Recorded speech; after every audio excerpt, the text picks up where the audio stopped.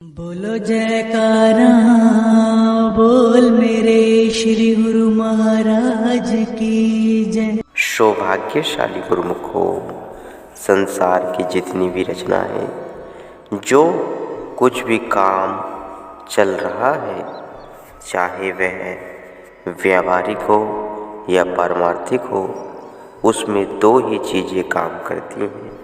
एक विश्वास, दूसरी ख्वाहिश। मनुष्य के अंदर माया का यह शरीर का या नफ्सियत का विश्वास दृढ़ हो गया है। यह क्या है कि मैं शरीर हूँ, यह मेरा धन है, यह मेरी जायदाद है, यह मेरा कुटुंब परिवार है, ये मेरे बाल बच्चे, बस इन्हीं बातों का विश्वास। उसने निश्चय कर लिया है कि शरीर और शरीर के संबंध ही मेरे अपने हैं और इन्हीं में लगे रहना ही मेरा अपना काम है। बस इस तरह का विश्वास पैदा होकर हर अपना काम है। बस इस तरह होकर समय उसी की पूर्ति की ख्वाहिश लगी रहती है। लेकिन अगर गौर कर देखा जाए तो यह विश्वास और ख्वाहिश दोनों की बुनियादी ही सिरे से गलत है। इसलिए जब जीव महापुरुषों, सद्गुरुओं की शरण में आता है तो वे उसे सच्ची बात जतला देते हैं कि हे जीव, न तुम शरीर हो, न इंद्रिय हो, बल्कि तुम तो रूह हो। तुम सच्चित आनंद आत्मा हो, सब शक्तियों के भंडार हो। यह सब माया तुम्हारी अपनी ही छाया है। छाया की भला सत्ता क्या और उसका महत्व भी क्या। तेरे विश्वास और ख्वाहिश की बुनियादी ही सिरे से गलत है। तू असल में कुछ और है और अपने आप को कुछ और ही मान बैठा है। जिसको सद्गुरु उपदेश द्वारा इस असलियत के भेद की समझ आ जाती है, वह फिर अपने आप को शरीर मानकर धोखा नहीं खाता। शास्त्रों और महापुरुषों की वाणियों में यह फैसला दिया गया है कि जिस प्रकार अज्ञानी जीव अपने आप को शरीर मानकर और शरीर को ही सब कुछ मानकर दिन रात उसी के सेवन पूजन में लगा रहता है, बिल्कुल उसी प्रकार ही ज्ञानवान गुरुमुख अपने आत्मकल्याण के कार्य अर्थात सद्गुरु इष्टदेव भगवान को ही सब कुछ मानकर दिन रात उनके सेवन पूजन में ही लीन रहता है। इससे फिर क्या होता है कि उसकी श्रुति शरीर से हटकर धीरे धीरे अपने इष्टदेव के चरणों में लग जाती है तथा वह अपने इष्टदेव को साक्षात सच्चित आनंद स्वरूप मानकर उनके वचनों पर अमल करके शब्द की कमाई करके धीरे धीरे वही रूप बन जाता है। अगर इस असलियत की समझ नहीं आई तो फिर पल्ले क्या पड़ा। सोचो तो सही की दुनियादारी के पल्ले क्या है। माया और काया जो कि नरकों का मिसाला है और 84 लाख योनियों की बुनियादी है। इसी माया और काया के मिसलाहा को इकट्ठा करके जीव सब कुछ प्राप्त कर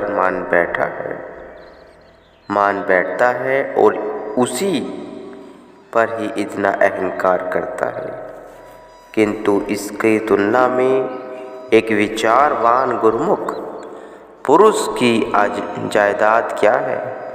इष्ट देव का तस्वीर, उनका ध्यान और उनका शब्द, बस यही गुरुमुख की जायदाद है। जब ऐसा विश्वास हो तो फिर जीव का काम इसी जन्म में ही बन जाता है। इसी एक बात को बुद्धिगत करना ही है कि ये सांसारिक पदार्थ धोखेबाज है और यह माया भी सब धोखा है। शरीर और नफसियत भी धोखा ही है।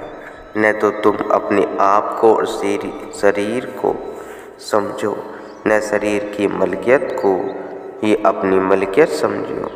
यही शरीर की और नफसियत की ख्वाहिशें की ही तुम बार बार धोखा दे रही हो और भरमाती है। मिसाल के तौर पर जिस प्रकार कोई मनुष्य रात को प्यासा सो गया तो स्वप्न में रात भर के उसको प्यास तंग करती रही। स्वप्न में वह प्यास के ख्यालों को लेकर नदियों, तालाबों, कुओं और दरियों पर जगह जगह जाती है, किंतु प्यास तो फिर भी नहीं बुझती। क्या कभी स्वप्न की प्यास भी बुझ सकती है? हरगिज नहीं। बस इसी प्रकार ही माया की ख्वाहिशें भी हैं। जिस प्रकार मनुष्य प्यास में सो गया तो अब सोना और मरना बराबर है। इसी प्रकार शरीर की ख्वाहिशें पूरी न होने पर जब शरीर छूट गया तो यह प्यास के ख्याल में सो जाने के बराबर है। फलत जन्म जन्मांतों का नीच योनियों में ख्वाहिशों की पूर्ति के लिए भटकता रहेगा। इसी प्रकार जिस ख्वाहिश में जो कोई जिंदगी गुजारता है अथवा जो कुछ उसने निश्चय कर लिया है, इस संसार के स्वप्न में उसी स्वप्न की तरह वह दिन रात वही धंधा करके परेशान होता रहता है। न ही उसकी वह ख्वाहिश पूरी होती है, न शांति मिलती है। इससे जाहिर हुआ कि ये ख्वाहिशें दुख रूप और झूठी हैं। इनसे ऊपर उठना है। गुरुमुख या विचारमान का काम क्या है कि हर समय अपने इष्ट देव के दर्शन की ख्वाहिशें और तड़फ मन में होवे। जिस हृदय में प्रभु मिलन की या इष्ट देव के प्रेम की ख्वाहिश और तड़फ नहीं है तो समझो कि उसके अंदर मोह ममता वाली बीमारी है। जिस प्रकार बुखार आदि रोग होने से भोजन अच्छा नहीं लगता, उसी प्रकार जिसके अंदर में मोह ममता की बीमारी है उसकी रुचि इष्ट देव के दर्शन, भजन, ध्यान और सुमरण आदि में नहीं लग सकती। जो ही मनुष्य का बुखार उतरता है अथवा रोग निवृत्त होता जाता है, त्यों ही उसको भूख लगती है। भूख का लगना ही इस बात का लक्षण है कि रोग कम हुआ। इसी प्रकार जब मोह ममता का बुखार उतरने लगता है तभी इष्ट देव के दर्शन की भूख लगती है और यही मोह का बुखार उतरने का लक्षण है। बस न तुम शरीर हो न शरीर की ख्वाहिशें ही तुम्हारी हैं, बल्कि प्रभु मिलन की ख्वाहिश ही सच्ची ख्वाहिश है तथा यही ख्वाहिश और तड़प हर समय दिल में होवे। यदि सोते समय यह ख्वाहिश हृदय में रख कर जो जावे तो स्वप्न में उसको प्रभु दर्शन होते हैं। इसलिए यह स्मरण रखो कि हमेशा सोते समय ध्यान और भजन में सुरती लगाकर सोवो ताकि पूरी रात आनंद में व्यतीत हो। बस यही अभिमान, यही इच्छा, यही विश्वास हृदय में दृढ़ होवे कि मैं सेवक हूँ और सद्गुरु मेरे स्वामी हैं। जिसे यह दृढ़ विश्वास हो गया वह जीवन मुक्त हो गया। मर कर तो वह मुक्त होगा ही, किंतु वह तो इसी जन्म में ही मोक्ष पद पा गया है। उसका सब काम बन चुका है। मानो वह अपने इष्ट देव से मिलकर एक रूप हो चुका है और सब कमाई सफल हो गई है। यह कोई मामूली बात नहीं। धनी धर्मदास जी, जो परम संत श्री कबीर साहिब जी के परम शिष्य और गुरुमुख सेवक हो गुजरे हैं, वे अपनी वाणी में फरमाते हैं, कोटि जन्म के पुण्य ते सतगुरु मिले कबीर। जिसको इस असलियत की समझ आ गई है उसने सब कुछ पा लिया है। यही मनुष्य जीवन का उद्देश्य है। इसी को पाने के लिए ही मनुष्य संसार में आया है और इसी ध्येय को पूरा करने में दिल लगाता है। प्रत्येक मनुष्य सदैव प्रकाश में रहना पसंद करता है और प्रकाश में ही प्रसन्न भी रहता है। अंधकार में रहना कोई भी नहीं चाहता और न ही कोई अंधकार को पसंद करता है। अंधकार में कुछ भी स्पष्ट दिखाई नहीं देता तथा अंधकार में जो भी काम किया जाता है वह ठीक और कुदरत और दुरुस्त नहीं माना जा सकता। इसके विपरीत प्रकाश में सब कुछ ठीक ठीक नज़र आता है और प्रकाश में किया हुआ प्रत्येक कार्य ठीक और दुरुस्त माना जाता है। जिस प्रकार प्रकाश और अंधकार दो पहलू हैं, उसी प्रकार ही संसार में भक्ति और माया भी दो पहलू हैं। भक्ति प्रकाश रूप है और माया अंधकार है। अथवा जो हो कहा जावे कि भक्ति जीव को प्रकाश की ओर ले जाती है और माया अंधकार की ओर। माया में जाहिर सुख भासते हैं किंतु वास्तव रूप में उनमें दुख, चिंता, फिक्र, गम और अशांति के बीज भरे हुए हैं।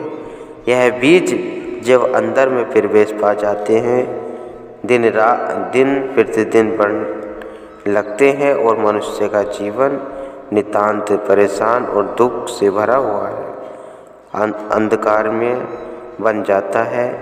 जिस प्रकार विष की गोली पर मिठास लिपटी हुई हो, उसी प्रकार का हाल माया और माया के संबंधों का भी है।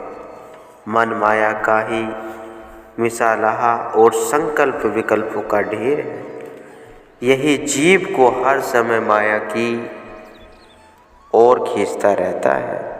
यह सब अंधकार है, किंतु इसके विपरीत सद्गुरु शब्द प्रकाश रूप आत्म रूह का संबंध और नाता प्रकाश से अर्थात सद्गुरु शब्द से है और मन का संबंध मायावी पदार्थों से है। मन जिस वस्तु को चाहता है उसका गुलाम बन रहता है। माया को चाहने वाला जीव माया का गुलाम नहीं तो और क्या है। असल में यह माया जीवात्मा या रूह की दासी है और वह इसका मालिक है। मगर जब मालिक होकर भी दासी का गुलाम बना रहे तो यह कितना बड़ा धोखा है। दूसरे शब्दों में रूह असल है और माया उसकी नकल या उसका प्रतिबिंब, छाया मात्र है। जिस प्रकार मनुष्य के साथ साथ छाया रहती है, उसी प्रकार ही असल के साथ नकल अर्थात रूह के साथ माया रहती है। जो मनुष्य छाया को पकड़ने के विचार से उसके पीछे भागने लगता है तो छाया आगे आगे भागती जाती है और हाथ नहीं आ सकती। इसी प्रकार ही माया को चाहने वाला माया को पकड़ नहीं सकता, बल्कि वह माया का गुलाम बना हुआ उसकी कैद में जा पड़ता है। इसके विपरीत यदि मनुष्य माया के पीछे ने दौड़कर प्रकाश की ओर रुख कर ले तो वही छाया स्वयं उसके पीछे चली आवेगी। अतः यदि मनुष्य सद्गुरु के शब्द से प्रीति करे जो कि प्रकाश रूप है, तो माया रूपी छाया उसके पीछे अपने आप आवेगी, अथवा यह माया मानो उसकी दासी होकर रहेगी। तात्पर्य यही है कि यदि मनुष्य माया का मालिक बनकर माया से काम ले तो माया उसकी दासी होगी और वह आज़ाद रहेगा, किंतु यदि माया के पीछे लगकर उस दासी को ही अपना मालिक बना बैठे हैं तो माया की गुलामी में रहेगा और परिणाम उसका दुख और अशांति रहेगी। गुरुमुखो।